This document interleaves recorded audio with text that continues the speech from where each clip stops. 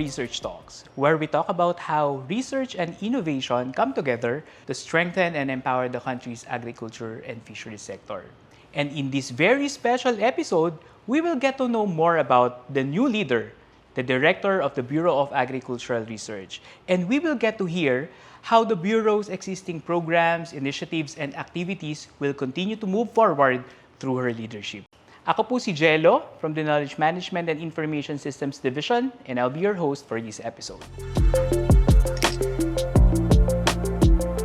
Kasama nga po natin ang aming bagong direktor, si Dr. Cecilia N. Gascon. First easy question, Doc Cecil, how would you like our partners, stakeholders, to call you? They can call me Cecil. Very warm, very simple, Cecil. Starting off, Doc Cecil, research and development was and is something big and indispensable to your heart. Kung ang research and development po ay isang malaki at magandang larawan, can you share with us your picture of the research for development journey over the years? Okay, sige. But before answering that, let me introduce myself. I am Cecilia N. Gascon. Okay, so, and I began my professional career in 1987 as a part-time faculty member at Southern Luzon State University. And as the youngest member of the School of Agriculture, at that time, I was often entrusted with the preparation of research proposals, of course, for submission to various funding institutions. Okay, so over the years, I had the privilege of serving the university in different academic and administrative capacities, including the chair of the Department of Forestry, dean of the College of Agriculture, vice president for planning, research, extension, production, and development, acting president, college president, and eventually university president of Southern Luzon State University. So alongside my administrative responsibilities, I remained actively engaged in research and extension work. So my research interests and contributions focus on farming systems, agroforestry, watershed management, and protected area management. So in this regard, I consider myself both a researcher and an extension worker. Although, the extent of my direct involvement may differ from those who are fully devoted, mga hardcore researchers natin, and extension workers due to the demands of, my administrative leadership. Nevertheless, I always believe that research must serve as a vital foundation for development programs and policy formulation. So sound programs and policy should be anchored on reliable data. Okay, so evidence and actual community needs. So research, therefore, should not remain confined to academic outputs. It must be translated into, practical interventions that can improve the communities, which should be the ultimate goal of research. So this process includes disseminating research findings, capacitating our stakeholders, and enabling communities to adopt the technologies developed through research. And of course, yung mga solutions that are relevant and responsive to their needs. So in this sense, research for development has become an integral part of my professional identity. So I firmly believe in its important role in shaping informed policies, strengthening development initiatives, and contributing meaningfully to community progress. Research and development is really something that you have been doing over the years. And we do believe na napakahalaga nito kasi we are telling our partners na, kumbaga kung ano siguro yung nararanasan nila ay you have an idea of how really it was like long time ago. Now, in the context of research and development, last May 25, 2026, we had our formal turnover ceremony. And in this particular event, Doc Cecil, you've made mention of 3 very important areas.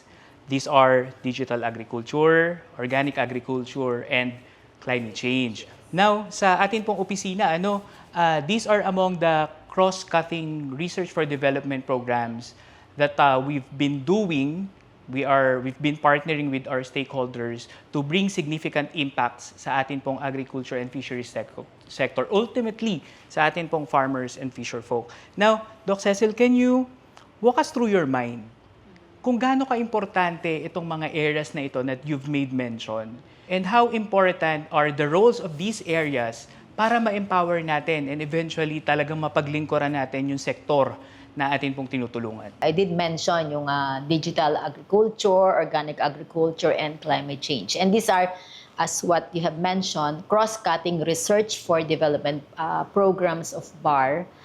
And I emphasized that during the turnover ceremony. So these are highly relevant areas in today's agricultural landscape. And, BAR, you have been doing it, but I believe that there should be BAR should consciously integrate them into its institutional framework. These areas should form part of the criteria for or requirements in the review, evaluation, and approval of research proposals submitted to the Bureau. So, digital agriculture is essential if we want to modernize the agriculture sector. Okay, so if you want to modernize the agriculture sector and eventually improve yung productivity and contribute to poverty alleviation, no?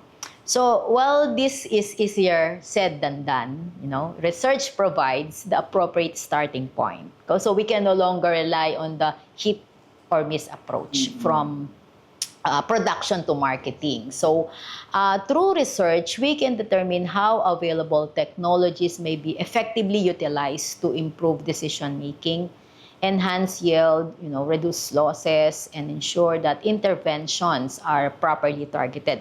Many of our neighboring countries, like alam naman natin, Japan, Korea, and many more.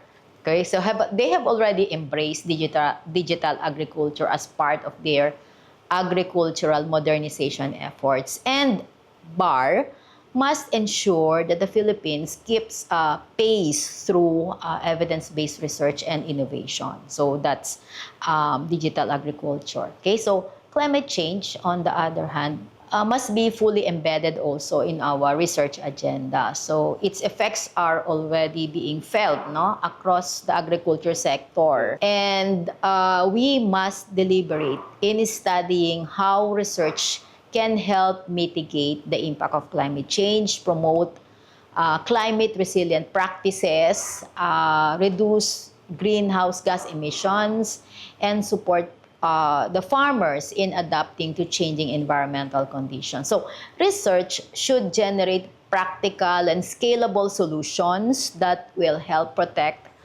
agricultural productivity and livelihoods amid increasing climate crisis.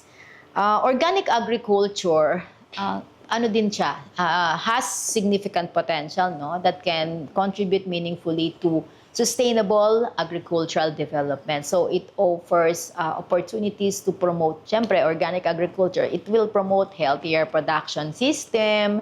It can also improve yung soil health, and of course, importantly, reduce dependence on synthetic inputs, Kasi affected tayo. Like for example, the US-Iran war.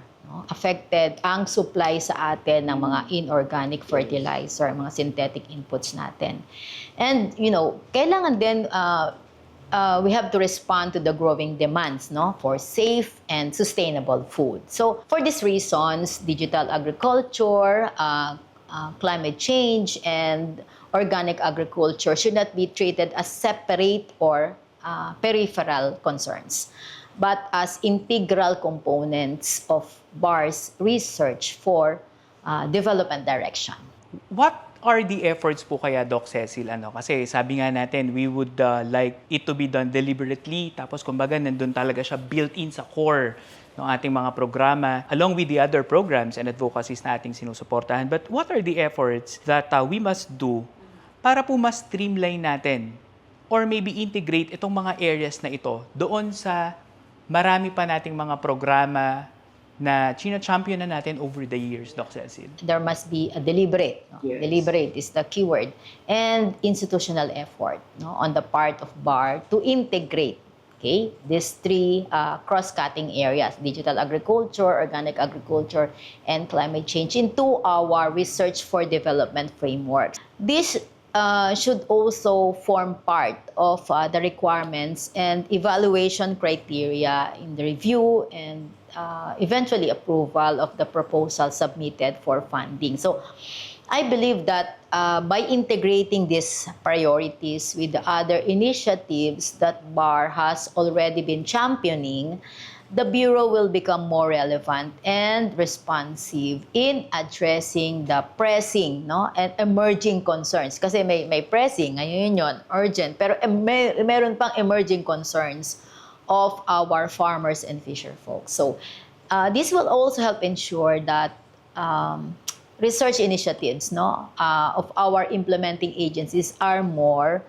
purposeful, comprehensive, and aligned with actual development needs. Ultimately, yung integration, they will contribute to the formulation of more targeted, targeted development programs and evidence-based policies that can better support agricultural productivity.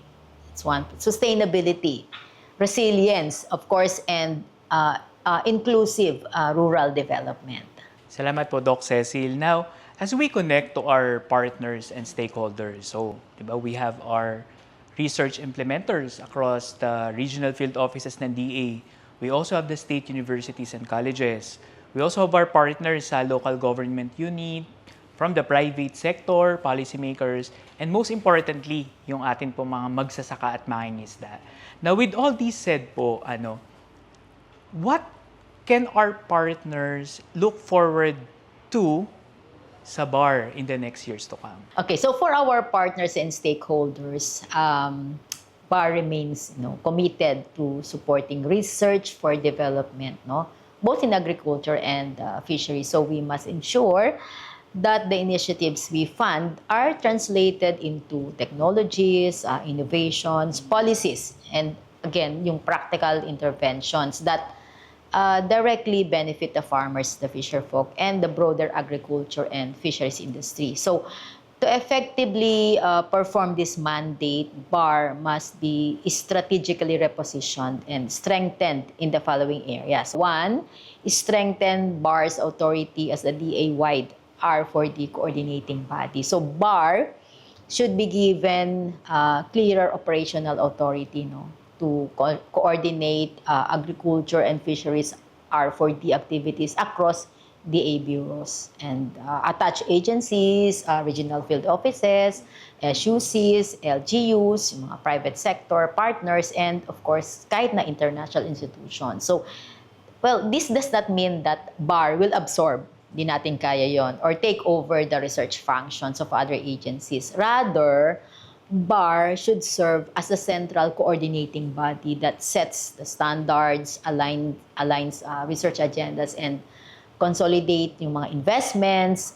This is in order to avoid duplication and, kailangan din we need to monitor system-wide for the outputs and outcomes. That's one. Number two, we have to reposition BAR from grant administration to R4D portfolio and investment management. So, BAR should move beyond its traditional role as a funding or grant administrating agency and evolve into a strategic R4D portfolio and investment manager. So, this means that research funding should be treated as a development investment, with clear priorities, expected outputs, adoption pathways. Importante yung adoption pathways, impact indicators, and return on investment consideration. BAR should ensure that funded initiatives are not isolated projects, but part of broader,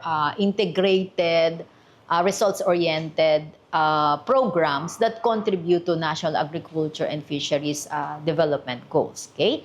So, number three, we have to create a stronger R4D agenda setting and foresight function. So, BAR should lead the formulation, updating, and harmonization of the National Integrated Research, development and extension agenda programs, and even dun sa regional integrated research development and extension agenda program. So this function should be supported by foresight, no?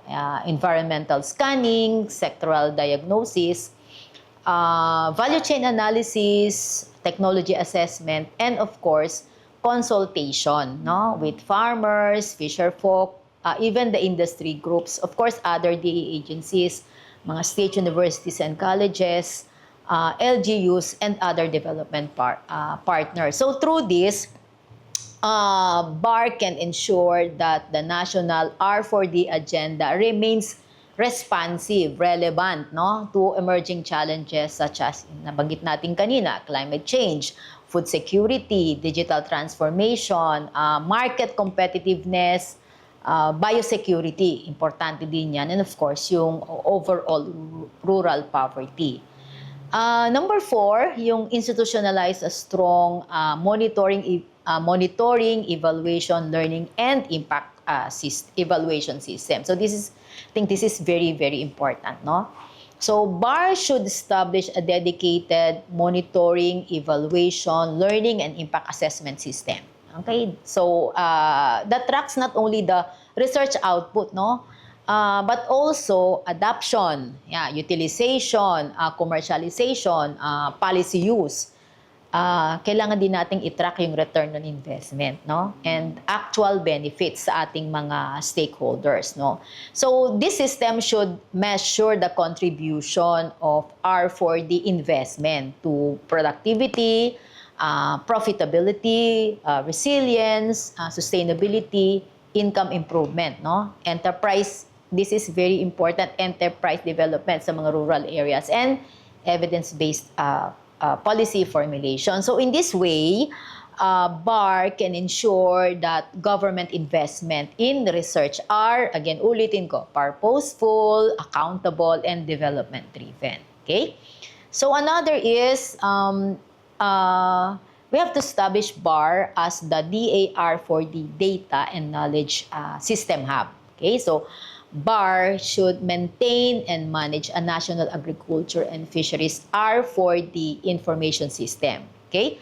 That consolidates the data on research projects, sino yung mga researchers, the technologies, even the publications, patents, okay? Patents and intellectual property, adoption sites, partners, funding support, monitoring and evaluation results, and impact assessment findings. So this knowledge system should serve as the department's central reference for planning, decision-making, of course, investment prioritization, no?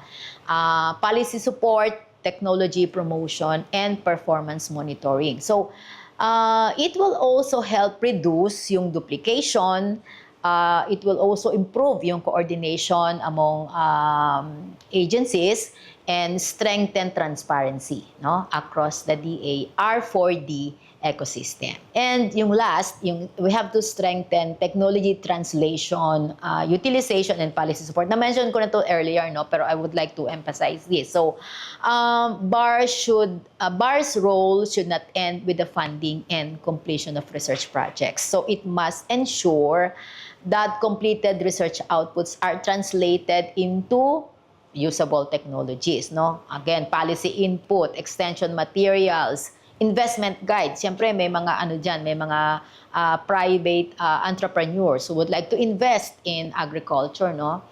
Mga regulatory evidence, no? Enterprise opportunities or development intervention. So this require stronger institutional linkages with ATI, no, for extension and capacity building, AMAS for market intelligence, PhilMech for mechanization, BFAR and FRDI for fisheries, BAI for livestock, BPI for crops, BSWM for soils and water, mga SUCs for knowledge generation and extension support, mga LGUs and farmer organizations for local adoption and scaling. Kasi kung hindi tayo bababa, hindi tayo makakababa, parang sinong gagamit ng mga researches mga technologies that our implementing agencies were able to develop. So, through these strategic directions, BAR can become more responsive, more relevant, and impact-oriented institution. So its strengthened role as the DA's, sabi ko kanina, DA Central R for the Systems Integrator will ensure that agriculture and fisheries research is not merely funded and completed, no, but translated into concrete technologies, policies, programs, and innovations that contribute to, sabi ko kanina, productivity, profitability, sustainability, resilience, and most importantly, yung inclusive rural development.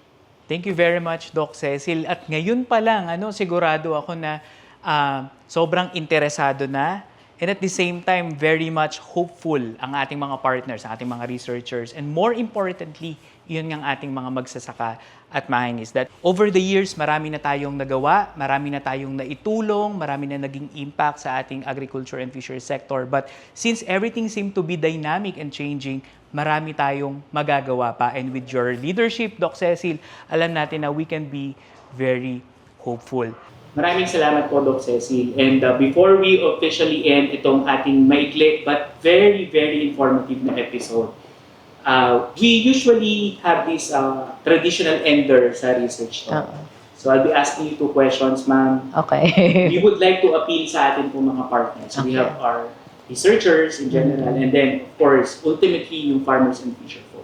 So the first message would be, you have one message para sa ating mga researchers. Okay. What would that message be?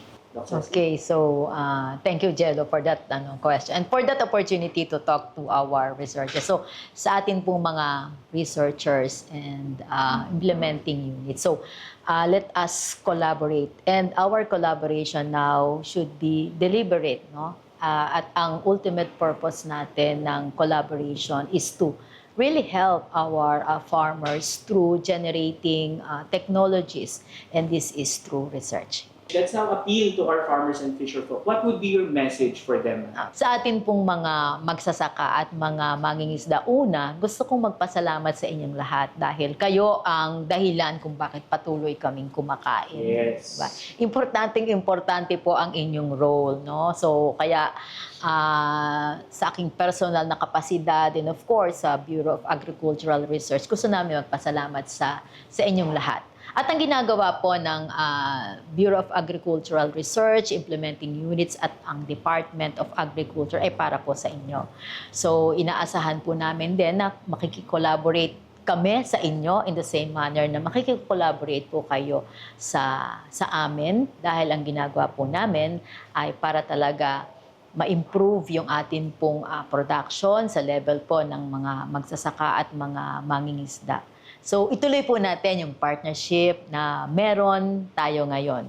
So maraming salamat po, Doc Cecil. Alam ko na yung mga partners natin, yung mga viewers natin, if they can only ask for a lengthened episode, for sure ay mas marami pa silang gustong marinig, mas gusto ka pa nilang makilala, but we will leave that to the next days to come. Marami naman tayong collaboration with them. So, maraming salamat po sa pag-google po ninyo ng oras sa atin pong research talks. Do you have any message po sa ating mga partners in general, Doc Cecil? Thank you din, Jello, for this opportunity na ipaklakala ko ang sarili ko at ipakilala ko kung ano ang gusto kong mangyari, no? Pinaplano. Of course, hindi lang naman siguro gusto ko, kung hindi tulong-tulong nating gagawin yung mga nabanggit ko kanina. Maraming salamat. Thank you po, Doc Cecil. Yeah, thank you. Thank you.